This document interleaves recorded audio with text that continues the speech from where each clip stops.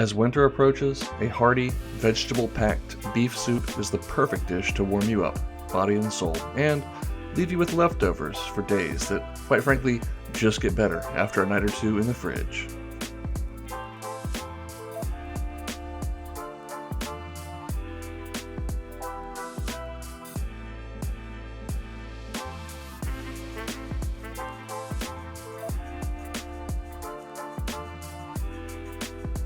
We'll start things off by adding a couple tablespoons of olive oil to a Dutch oven or large pot over medium-high heat and adding in about 1.5 pounds of stew meat.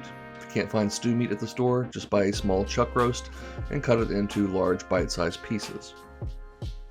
We'll season that aggressively with a strong pinch of salt and some freshly cracked black pepper, and we really want to brown it for about 5 to 8 minutes until we've got some really nice color on several sides of the meat. Obviously it's not cooked through at this point, but we've got the browning, which is what we're after. We'll get it out of the pot and add in 1 finely diced small white onion, a few ribs of celery also finely diced, and a couple of carrots which I cut into half moons. I like them to be a little larger than the celery and onions, but if you want to dice them smaller, you certainly can.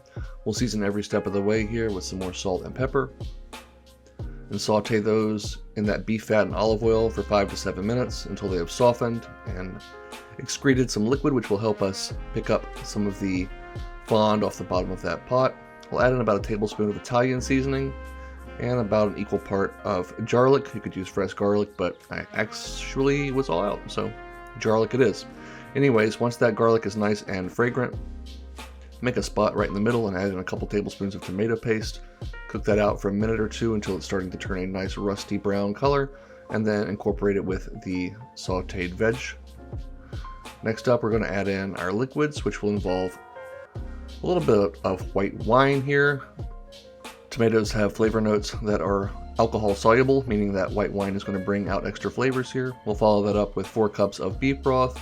And since stock beef broth is not all that flavorful, I'm adding in 4 cups of chicken broth as well, followed by 2 cans of diced tomatoes and a couple of bay leaves. We'll go ahead and give that a stir to combine, bring it to a simmer, cover, and cook for about 45 to 50 minutes, at which point we will remove the lid and add in a few new potatoes, or red potatoes, whatever you want to call them, along with a few green beans. Lid that back up and cook for another 25 to 30 minutes, or until those green beans are tender and the potatoes are very soft.